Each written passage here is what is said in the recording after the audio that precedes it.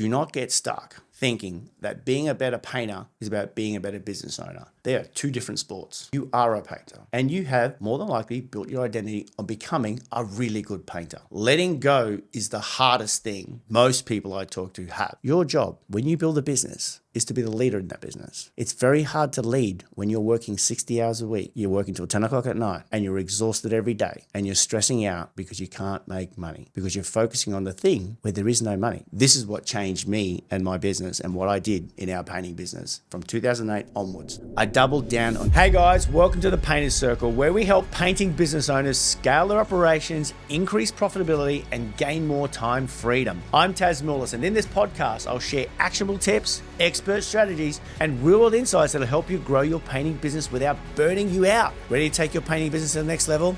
Let's go. Oh yeah! Hey guys, Tas here. Guess what?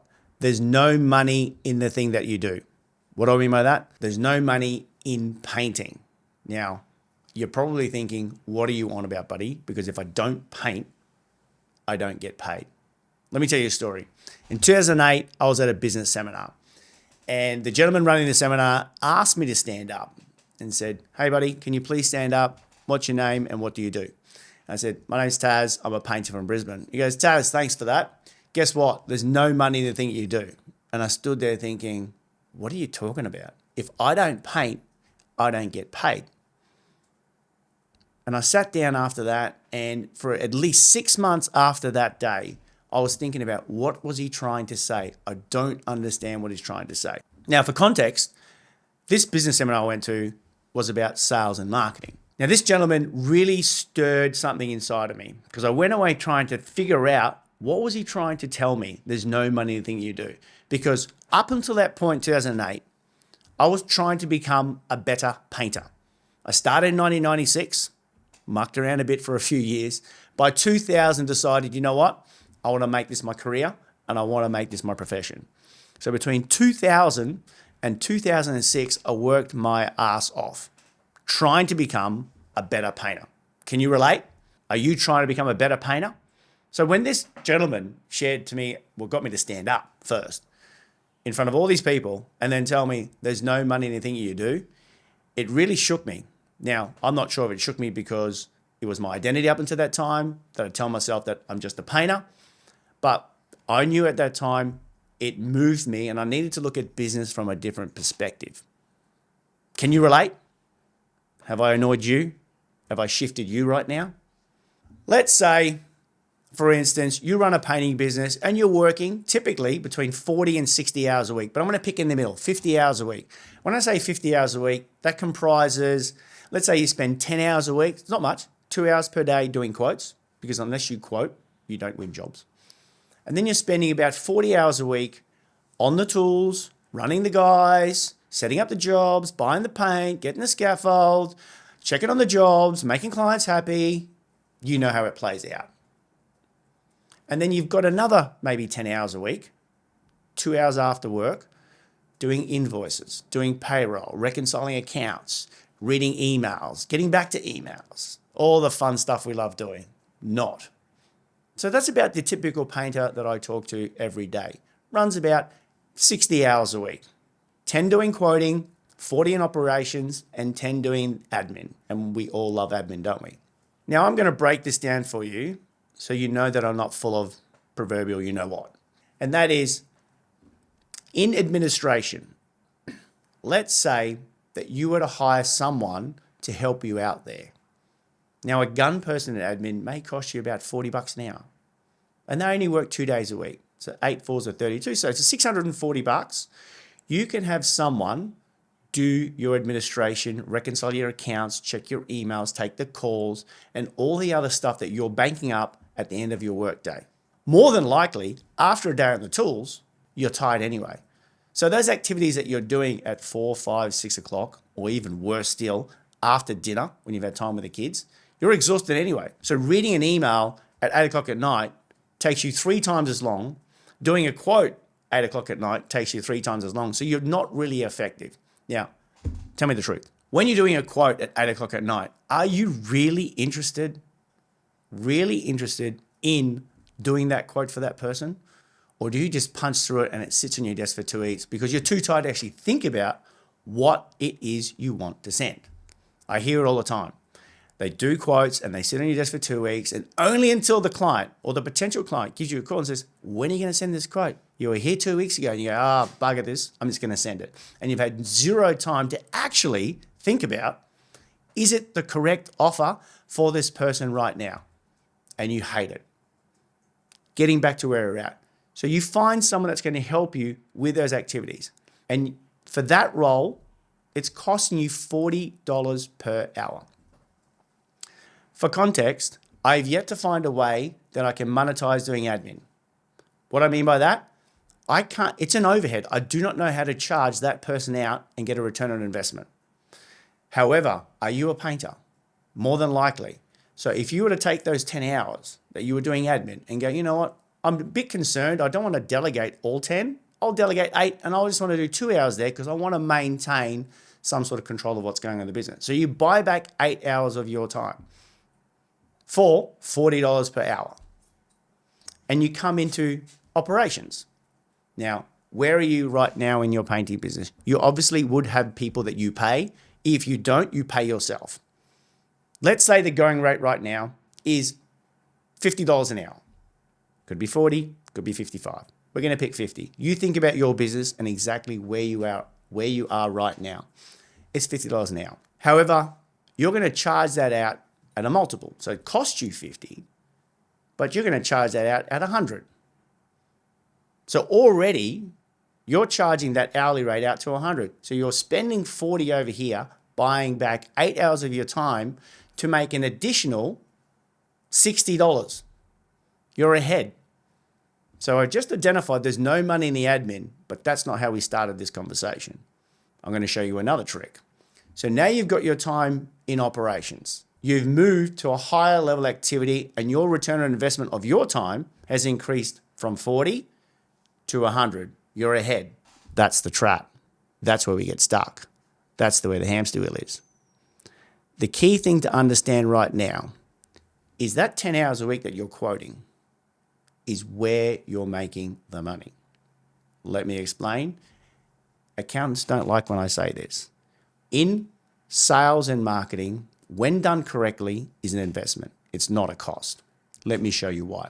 A typical business, working 60 hours a week, you were doing 10 hours in admin, now you're doing 8, you move to operations, you're doubling down, you're making more money now. But it's a trap because now you're running faster on this hamster wheel and you're neglecting the only area that makes the most money in your business, which is sales and marketing. Let me explain why. Let's say you have a $1 million business. You have a business that does 1 million turnover per year. And like we said from the beginning, you're doing 10 hours of quotes per week, quotes and sales. Let's say you work a 50 week year. You have 2 weeks off, you're cruising around for 2 weeks over Christmas, and you work a 50 week year. So that 10 hours by 50 is 500 hours. So you're spending 500 hours on quotes and sales per year on average. But remember, you're the only person doing quotes and you're the only person doing sales. And we said that you've got $1 million turnover. Get a calculator out. Whatever the hours you spend on quoting, I want you to write that down. Whatever your revenue was for the last year, 12 months, write that down and divide the total number of hours by your revenue. For this example, we picked 1 million and we picked 500. Now I've kept maths really simple for me because I don't have a calculator. But 1 million divided by 500 is $2,000. Tell me where in your business where you paint that you can make $2,000 per hour. I challenge anyone, give me a call, give me a comment, ring me up. If you can do that, I want to know how because I want to double down on that. But from my experience, having done this for almost 30 years, that is the best return on investment of your time in your business. So as much as we want to become a better painter, and I'm not saying don't become a better painter because if you're crap, no one's going to buy your services anyway. What I'm saying is that the money is not found in the painting. The money in your business is found in your ability to deliver your services to your target market and make an offering that you can sell and consistently sell. So let's just break that down. In administration, We like to call that output of your business. The cost is between 40 and 50 bucks an hour max for a gun. I don't know how to make money in admin. We move to operations. The cost for a gun team member is probably about 50 bucks per hour that you can charge out at 100. So you're better off straight away. You've doubled your ROI. So right now, even if you take yourself out of admin and put yourself on the tools, you are still better off making more money, but you're capped. I don't know about you. You can't work 24 hours in a day. You got to sleep. You got to eat. You got to have fun. So you are capped because your time is capped at 8, 10, whatever it is per day. It's never going to be more than the hour times the time per day. So even if you work 12 hours a day, you go, well, I make 1,200 bucks a day. That's still capped. If you were to get off the tools and replace yourself with someone that cost you $50 per hour and you moved into sales where you know your return for your time is $2K per hour, you're actually leaving $1,900 on the table per hour every week. It's a scary number. Now, you just do the numbers in your business. You could do 500K and do 5 hours quotes per week. Do the maths. The numbers don't lie. I've done this over and over and over again. I've done this with over 500 painters, this mathematical equation. It always works. Now, that's not to say that you need to become a gun salesperson. It could be that you buy your time for being on the tools, because remember, you were doing 40 hours on the tools before, and you're not ready to let go because you really enjoy the thing that you do. Please don't mistake this. I'm not telling you to not do the thing that you do. My point I'm trying to make is, if you're in the business to make money, there's no money in the thing that you do. Fast forward, let's say you want to do 4 hours a day, 5 days a week, reduce it to 20 hours on the tools. So already you've reduced your admin by 8 hours. You reduced operational by 20 hours. So you've got 28 hours of your week back. And you only put another 2 hours into quoting. So you're doing 12 hours of quoting in sales and marketing. This is where you get a game changer. This is what changed me and my business and what I did in our painting business from 2008 onwards. I doubled down on getting better. I realized it wasn't about doing more. I needed to get better. I need to understand how to communicate. I need to understand to offer value. I need to understand marketing. I learned about copywriting. I learned about speaking and delivering value to clients. The skill of getting better at becoming a better salesperson does take time. So I'm definitely not telling you that you need to move straight over here and do 40 hours of quotes per week, because more of doing the thing that's not really working is not going to work. But I do encourage you to think about it and go, how do I become better at sales? Because it could be just a metric of, how do I win more jobs of the people I like working for? Because when you're working 60 hours a week, I can speak from experience, having worked 80, 90, 100 hours a week. When I'm tired, I can't think. When I can't think, I can't come up with ideas. When I can't come up with ideas, I can't learn. And I'm not getting better, the business stays stuck. So if you're working 60 hours a week, 70 hours a week, I hear you, I've been there. I've been 80, 90, 100 hours a week because I made the mistake of thinking, if I work more, I will get out of this hamster wheel. This is not about working harder. This is about working smarter. I know that people throw that term around. I just want to give you context on where to work smarter. Do not think by working harder on the thing that you do is going to get you out of getting stuck on that hamster wheel. Understand that numbers don't lie. Operationally, I understand. We do that, we invoice, we get an income from that. But without winning profitable quality work for people that you want to work with, there is no business. So the key takeaway here is, do not get stuck thinking that being a better painter is about being a better business owner. They are two different sports. You can play both at the same time. This is an and game, not an or game. You don't sacrifice being a business owner just by being a better painter.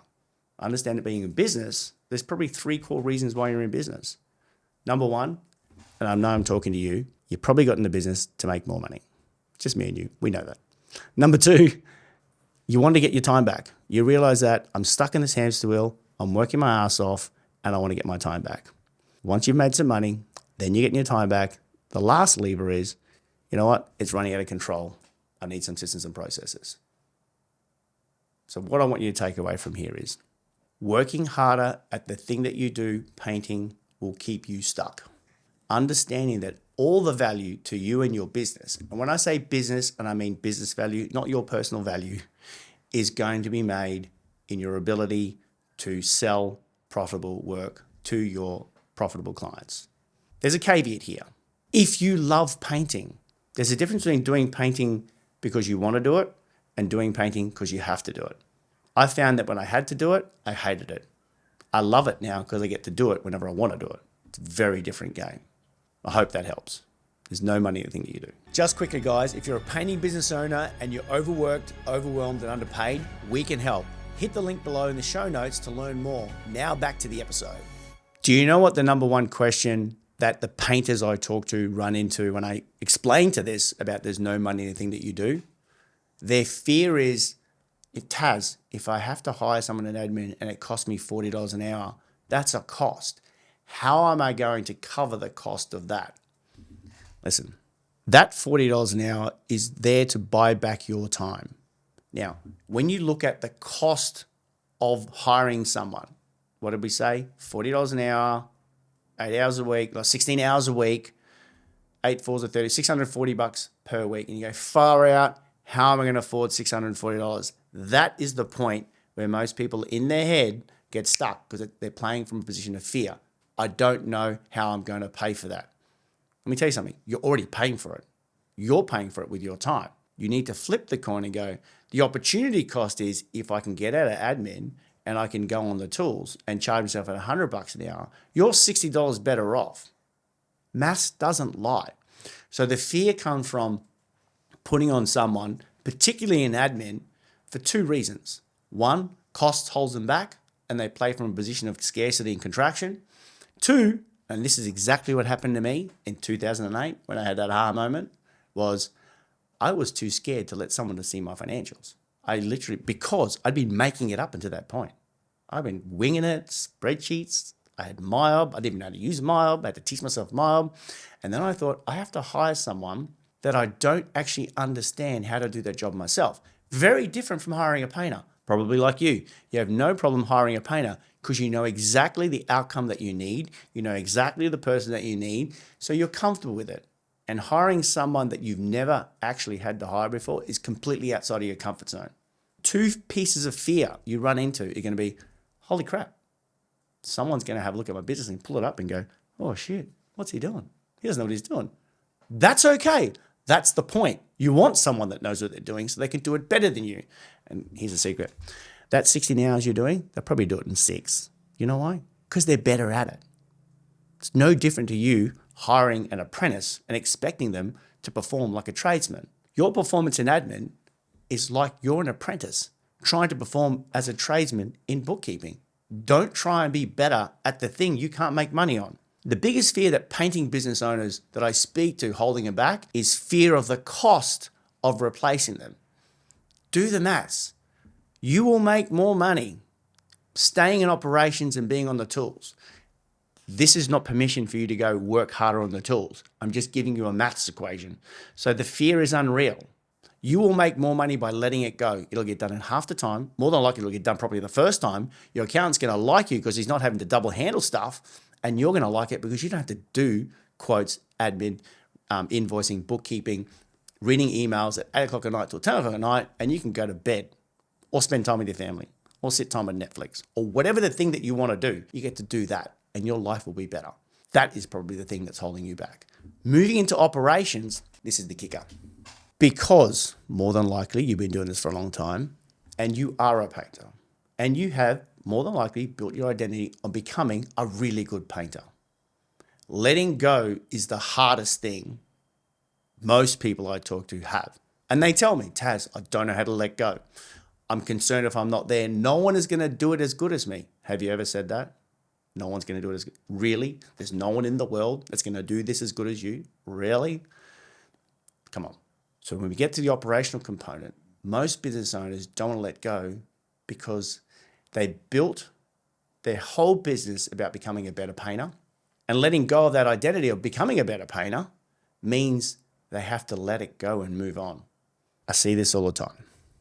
It has less to do with getting off the tools and more to do with what's in here, your self-belief that you can let go and there is someone that could probably do it better than you. I can tell you now, in my painting business, and we run multiple teams, I am not the best painter, and nor do I want to be. That's not my job. My value to the business is not to be the best painter. My value to the business is to consistently bring in quality work, good clients, so my team can do the thing that they love doing and they love painting, consistently, get paid well, work in a great environment, and we all work together, build a great business. That is my job. That is your job. Your job, when you build a business, is to be the leader in that business. It's very hard to lead when you're working 60 hours a week.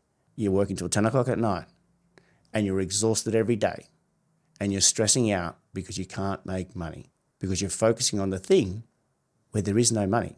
So let's change that. Let me uncomplicate leadership for you. Leadership starts with you. Unless you lead yourself, no one's going to follow you. When I'm talking to business owners, they spend so much of their time trying to encourage, trying to motivate, trying to, lack of a better description, push their team. What I found to work way better is if you are to stand up, call your shot. As a business, we're going to go here. We want to be this. We want to become this. You call your shot. And if you, as the leader, you uphold that standard for your business, your team will follow you. As a leader, your team will follow exactly the standard that you hold. Your team, your clients, your stakeholders, your suppliers, they don't buy your presence. What I mean by that is they don't buy you. People are attracted to you by the standard with which you hold yourself with. So if you are running your business and you have a standard of client excellence, doing great work, communicating above the line, building a great team, and you hold that standard, you will attract people that want that standard. So leadership always starts with you. Don't look out there. There's nothing out there. You need to lead yourself first. What does that mean? Pick something. Pick a direction. Make a call. I heard this great analogy once. I'm not sure. I think his name's Wayne Gretzky, plays ice hockey. And Michael Jordan, better example. I love Michael Jordan. Sorry, LeBron fans. He's the GOAT. Michael Jordan is renowned for calling his shot. Be like Michael Jordan. Call your shot. When you stand up and you pick it, I want a business that produces X, that makes my family X, that gets my time this, by delivering X service to our clients. By calling the shot you and holding that standard, you will attract the right people and or the people that you already got will follow you. The ones that don't want to follow you, let them go. So leadership always starts with self-leadership. Don't overcomplicate it. You need to lead you first, then they will follow. This is probably sounding foreign to you because what we do is a function of us getting paid for what we do. And I get it, but I need you to think like a business owner. If you want to be a painter, that's fine. If you're in the business of painting, it's a different sport. Don't play ice hockey against Michael Jordan in basketball. Business is a different game. So if you want to play the game of business, and the reality is we live in a material world and a physical world, and in that world we need to make money to fund the business. Otherwise, if you're not making money in business, I can tell you now from experience, it's the most stressful and painful hobby you're ever going to do. Just do it for fun. Don't do it as business. But in the game of business, I need you to come from a different perspective and start really thinking about, is there money in the thing that I do? I've yet to find any money in admin. I don't know how to do it. If I could, I would. If I'm wrong, please correct me. We move into operations, which is the thing that we do. Now, you are capped at hours per day for a dollar amount. 50, 60, 100. Even if you get paid $300 an hour to do the thing you do, you're still capped. So the most amount of money or your best return on investment or the highest level of your activity in the business, meaning for every hour in, I get this result, and we measure this result by either time and money, is in sales related activity, because your ability to make more sales is just dictated by your skill set. So there's no money in the thing you do. There's money in the things that are the highest level priority. And from my experience, thanks guys for sticking around. Look forward to seeing you in the next one. Stay cool, be well, and see you next week. Make sure to subscribe so you never miss expert tips. If you want some support, check out the link in the show notes and see how we can help you. Don't forget to follow us on socials @PainterCoach. Stay cool, be well, and as usual, see you in the interwebs. Bye.